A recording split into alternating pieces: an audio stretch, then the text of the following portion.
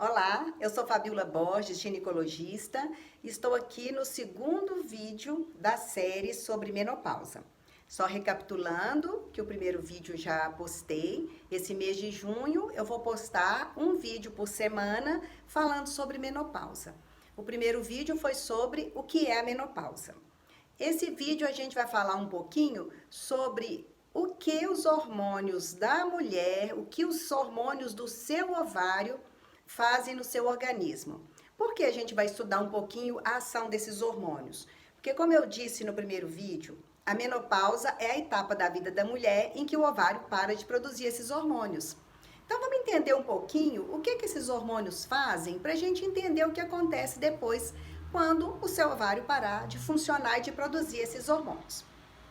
O que o ovário produz? Ele produz estrógeno, progesterona e testosterona.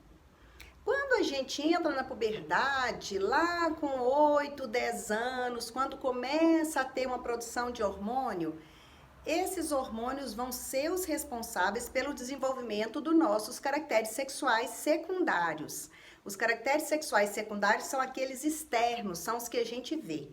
Então, é o desenvolvimento das mamas, dos pelos pubianos, das axilas, dos pelos das axilas, né? É a mudança do formato do corpo. O estrógeno dá aquele formato mais acinturado, né? A mulher com a cintura mais fina do que o quadril, a grande maioria, mesmo aquelas mulheres que têm menos cintura, geralmente na mulher a cintura é mais fina do que o quadril, tá?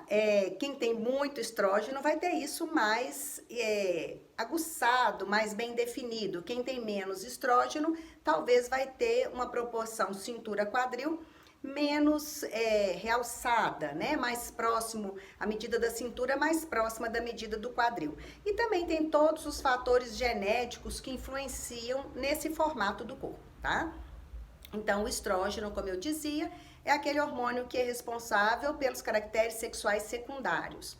E também, esses hormônios vão fazer o crescimento do útero, que o útero é formado quando você, mulher, está dentro do útero da sua mãe. Aí você já tem o seu útero, as suas trompas, os seus ovários, a sua vagina e a sua vulva, mas com aspecto infantil. Quando entra na puberdade, começa a produção dos estrógenos, e aí esse hormônio vai fazer com que desenvolvam os caracteres externos, que são chamados de secundários, e o crescimento dos órgãos internos, que é a trompa, ovário, útero e da vagina, e o desenvolvimento externo da vulva. Esse hormônio, né, que é produzido pelo ovário, o estrógeno, ele faz com que você desenvolva, mas ao mesmo tempo ele desenvolve o próprio ovário. E todos esses hormônios produzidos pelos ovários, eles são comandados por uma glândula que tem no cérebro, que é a hipófise. E a hipófise é estimulada por uma área do cérebro que é superior a ela, que é o hipotálamo, que manda os estímulos neurológicos, é estímulo de neurônio, para que essa glândula funcione, produza os hormônios para o desenvolvimento da puberdade. Então, quando você está sob a ação do estrógeno, o estrógeno ele age onde tem receptor. O que é receptor? Os hormônios funcionam como se fossem uma chave. E cada órgão é como se fosse uma fechadura.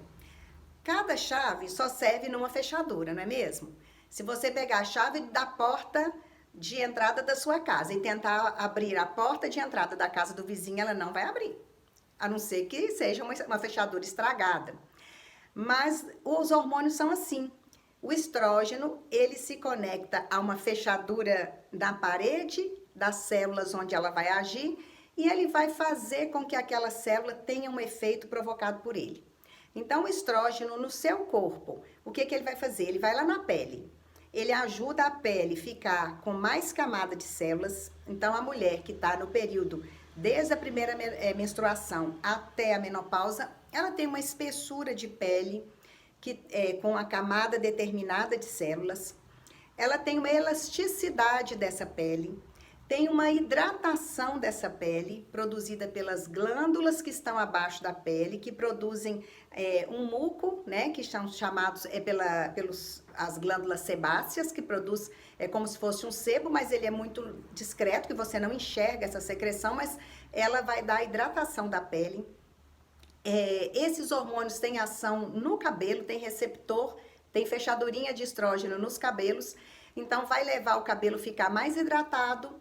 Vocês já repararam quando, por exemplo, a menina entra na puberdade, que o cabelo começa a modificar? Isso é por ação dos hormônios.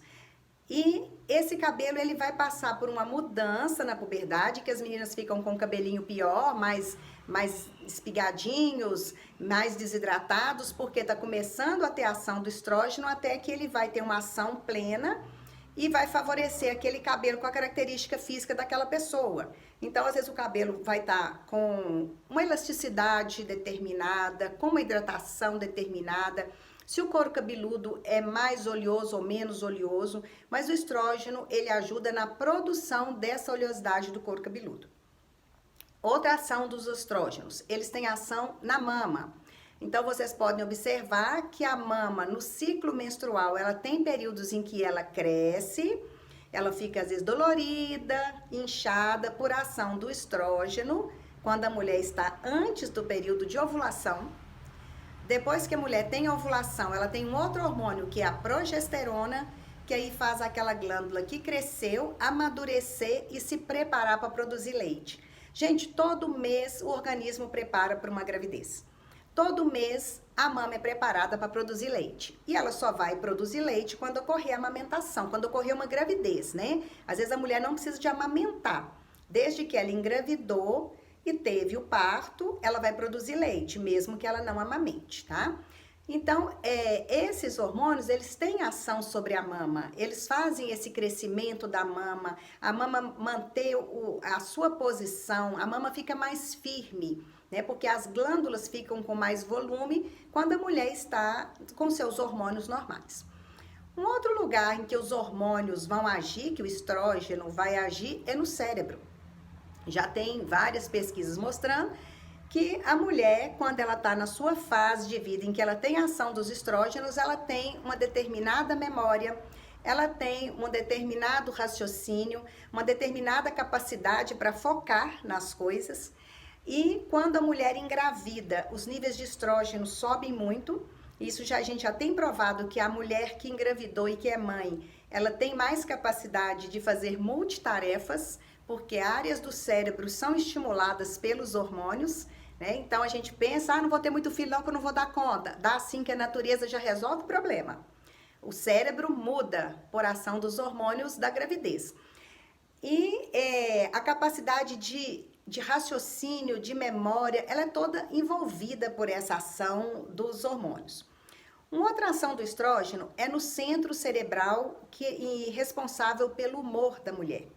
Então, a mulher, vocês todas sabem, né? Você sabe que a mulher, você tem uma mudança do seu humor de acordo com a fase do ciclo menstrual.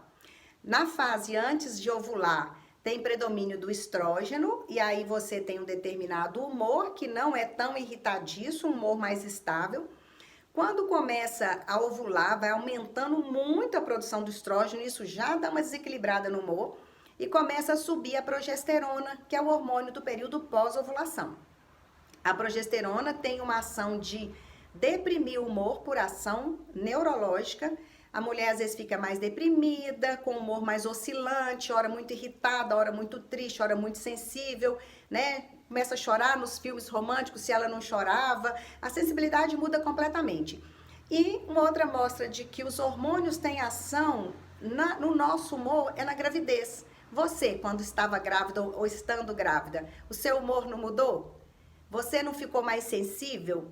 Você não ficou mais irritada com, às vezes, alguma coisa? Ou implicou com alguma coisa? Ou com alguma pessoa? Ou você ficou, assim, chorosa? Qualquer coisinha, você ficava chateada, chorando, né? Então, os hormônios, eles têm ação no sistema responsável pelo nosso controle de humor. Então, no centro do cérebro que é responsável pelo humor. Tá? Então, mais uma ação. Então, nós já colocamos aqui alguns lugares em que o hormônio age. Pele, cabelo, cérebro a nível de capacidade intelectual e cognitiva, de raciocínio e comunicação, área cerebral responsável pelo humor. Então, tudo isso o hormônio age. Outra coisa que o hormônio age nos órgãos genitais internos e externos.